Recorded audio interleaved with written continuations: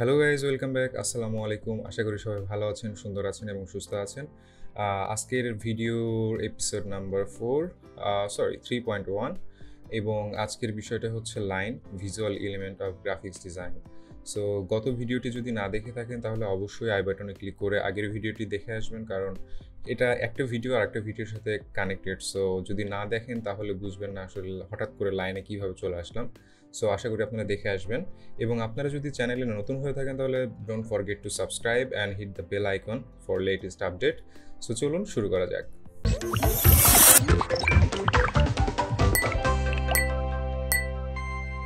আচ্ছা, এখানে যে ইমেজগুলো ব্যবহার করা হয়েছে সেটা হচ্ছে গ্যারেথ ডেভিডের, এবং তিনিও একজন ইউটিউবার, ভালো বড় ইউটিউবার। সো এই ইমেজগুলো তার রেফার থেকে ব্যবহার করা হচ্ছে আমার কোর্সের পারপাসে, কারণ আমি যেভাবে দেখাতে চাচ্ছি সেটা ভালো এক্সপ্লেনেশন আমি এটার মাধ্যমে পেয়েছি, যার কারণে তার সোর্সটা ব্যবহার করছি। আপনারা চাইলে তাকে ইউটিউবে সাবস্ক্রাইব করে আসতে পারেন। সো এখন যেটা দেখবো যে লাইন জিনিসটা কি। সো এখানে দেখবেন যে এক্সাম্পলে দেয়া আছে যে বিভিন্ন প্রকার লাইন আছে, স্ট্রেট আছে, সলিড আছে, বেশি মোটা আছে, ডাবল লাইন আছে, ড্যাশ আছে, ডট আছে, সো জিগল টাইপের আছে। সো এরকম অনেক টাইপের লাইন কিন্তু এক্সিস্ট করে। এবং যেটা গত ভিডিওতেও বলেছিলাম যে আমরা আশেপাশে যা দেখি সব কিছু শেপ দিয়ে তৈরি করা আছে, এবং সেটার মধ্যে লাইন আমরা দেখতে পারবো। কেন দেখতে পারবো সেটা আমরা কিছুক্ষণের মধ্যেই জানতে পারবো যে আসলে লাইন কিভাবে কাজ করে। সো এখানে যেটা দেখতে পাচ্ছেন লাইনের টাইপগুলো সাধারণত কিন্তু এইভাবে হয়ে থাকে, এবং যে কোনো টুলস ও সফটওয়্যারের মাধ্যমে এই ধরনের লাইন আমরা তৈরি করতে পারি ইজিলি। সো চলুন দেখা যাক, কিছু এক্সাম্পল দেখা যাক। আসলে লাইনটা তো দেখলাম যে এটা লাইন, এবং এটার এক্সাম্পল আমরা দেখব।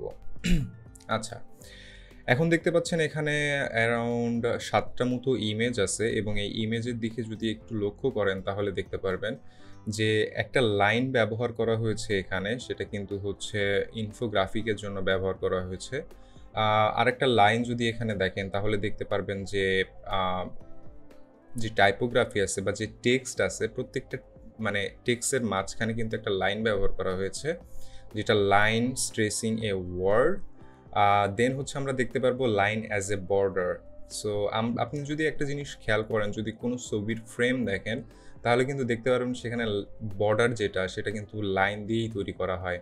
আপনি যদি লাইন ইন স্ট্রাকচারে দেখেন, যদি কোনো সূচিপত্র বা এই ধরনের কোনো কিছু যদি দেখেন বা খাবারের মেনু দেখেন কোনো রেস্টুরেন্টে, তাহলে কিন্তু দেখতে পারবেন সেখানে লাইনের ব্যবহার আছে। লাইন ইন স্ট্রাকচারের আরেকটা উদাহরণ যদি দেখতে পারি, এখানে দেখেন লাইনের একটা স্ট্রাকচার দেওয়া আছে যেটা নিউজ পেপারে বা কোনো কোটেশনে কিন্তু আমরা হচ্ছে লাইনের ব্যবহার দেখতে পারি। ডিভাইডিং লাইন্স, এটা কিন্তু যদি আপনি কোনো নিউজ পেপার বা কোনো ব্লগ বা কোনো কিছু দেখেন তাহলে কিন্তু দেখবেন সেটা লেআউট কিন্তু এই ধরনের। Line as a decoration, so ডেকোরেশনের জন্য কিন্তু লাইন ব্যবহার করা হয়। আপনি যদি কোনো গিফট কার্ড বা কোনো কিছু যদি কাছে থাকে বা আশেপাশে থাকে তাহলে কিন্তু সেটা দেখেও দেখতে পারবেন যে অনেক লাইনের ব্যবহার কিন্তু সেখানে আমরা দেখতে পারি। সো এবার আমরা যেটা করব সেটা হচ্ছে অ্যাকচুয়ালি লাইনটা আমাদের যে কাজ ইউআই ডিজাইন, যেটা ইউজার ইন্টারফেস ডিজাইন, সেখানে কিভাবে কাজে লাগে আমরা সেটা দেখব। ব্যাকগ্রাউন্ড সাদা, সামনে কিন্তু হচ্ছে যদি খেয়াল করেন তাহলে দেখতে পারবেন যে একটা লাইন, যেটাকে বর্ডার হিসাবে একটা জায়গায় আমরা দেখেছিলাম। সো এখন এই যে লাইনটা আমি তৈরি করেছি, এই লাইনটাকে আমরা দেখব যে এই লাইনটা কিভাবে একটা শেপে রূপান্তর নিতে পারে। যেহেতু একটা শেপেই কিন্তু আছে, বাট আমি বলতে চাচ্ছি যে একটা অর্থ বহন করবে বা কমিউনিকেট করবে এই লাইনটা।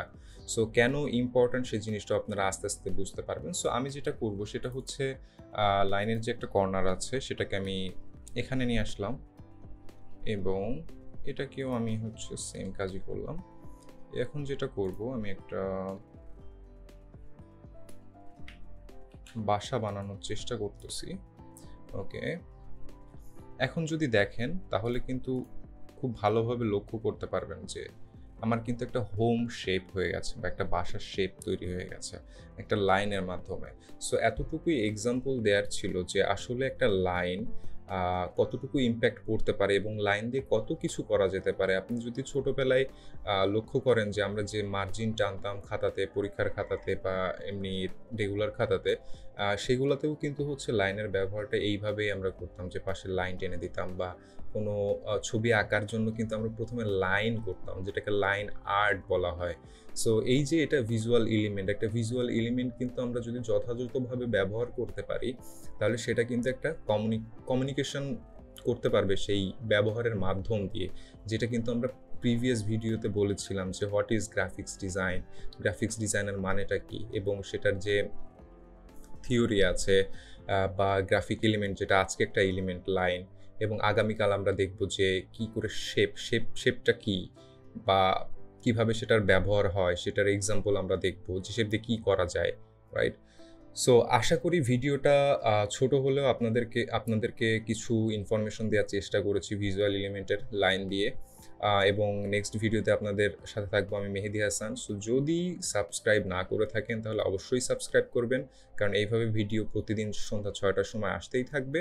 অ্যান্ড পাশে থাকা যে বেল আইকনটা আছে সেটা অবশ্যই প্রেস করবেন লেটেস্ট আপডেট পাওয়ার জন্য।